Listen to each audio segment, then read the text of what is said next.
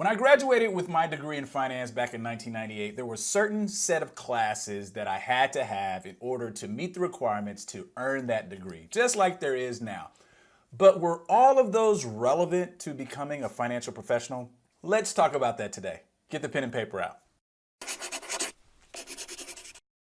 What's up, everybody? Dominique Henderson here, founder of DJH Capital Management and your YouTube CFP.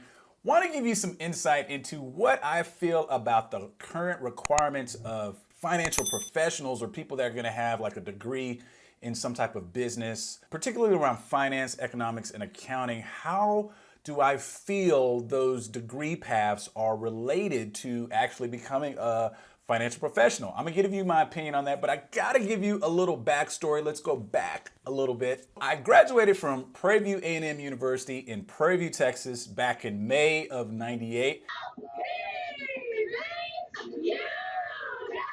PV, you know. After I graduated, I immediately started working at a hedge fund in the financial services industry, more so doing some operational back office type of things, paperwork, admin, reconciliation, the whole nine. From there, after 8 years, I moved into real estate, which was not necessarily off the beaten path, but it was bad timing. Long story short, what ended up happening is I got back into the field of finance with direct one-on-one client-facing type of stuff. Now, my timing was not perfect because what happened is the financial crisis.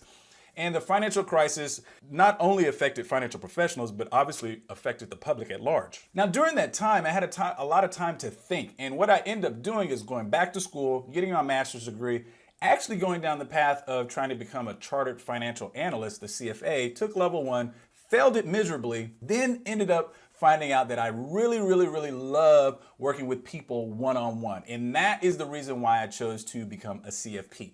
Whew. Now, that was a long path. What was relevant to that almost 17-year journey versus what I learned from 1994 to 1998 when I was actually studying to get my finance degree at Prairie View? Let's go through that. So let's talk about overlapping skills. I think college is there, number one, to teach you how to think and learn.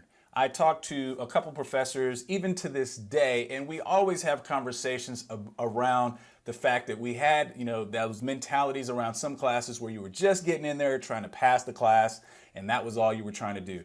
My number one recommendation would be for you is if you're in the field of finance, wanting to become a financial professional, and you're taking those boring economics or accounting or even finance classes, you got to pay attention. Get in front of the class.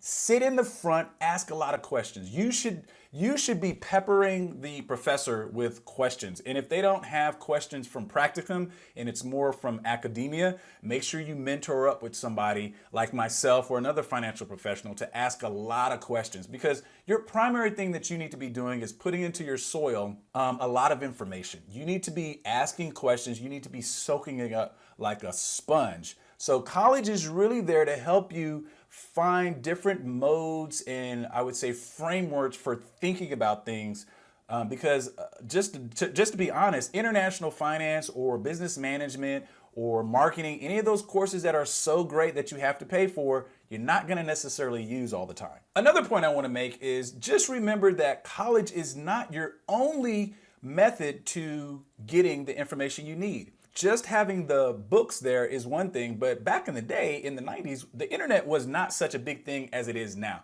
Couldn't hop on YouTube and see somebody like myself. You basically had to get it from the book. So if you need supplemental information, by all means, go get it. Ask a lot of questions. My second point is you got to know your basics, right? College is there, and those frameworks and those career degree paths are there for a reason.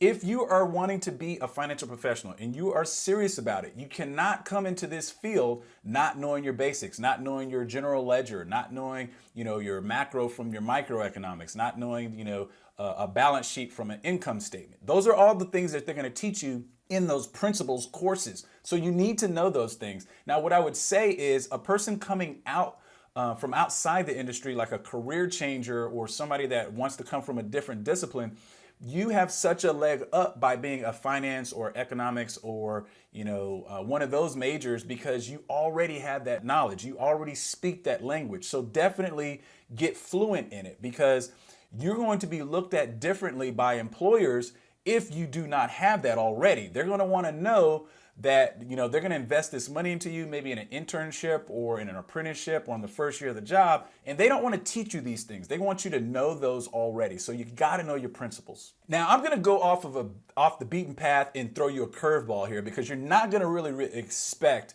what I'm about to say about these overlapping skill sets between college and career. But social sciences are huge. Now, I didn't appreciate this when I was in college. I think I took maybe one psychology course and then one philosophy course.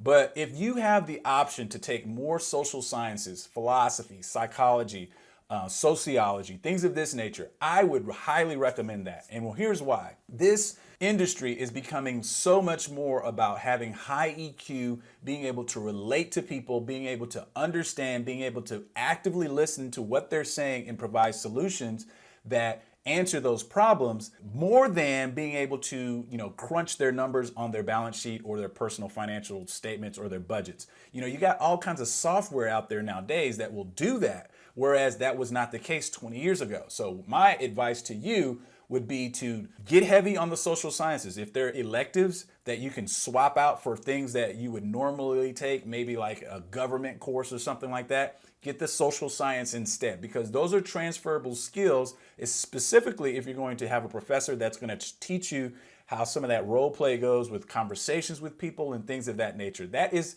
becoming a highly coveted skill set within this industry. So quick question. If you are currently a college student, put down in the comments which classes are giving you the blues right now. I probably can give you a little shot in the arm and some encouragement about what you're taking and give you a perspective from an industry insider about what it's like and how you can use that class. Want to learn more? Well, you can learn more. I'm going to link up my playlist for how to become a financial professional and day in the life of a financial professional. All those playlists, continue to watch those if you are serious about getting into this industry. And that's all for now. We'll talk to you later. Bye-bye.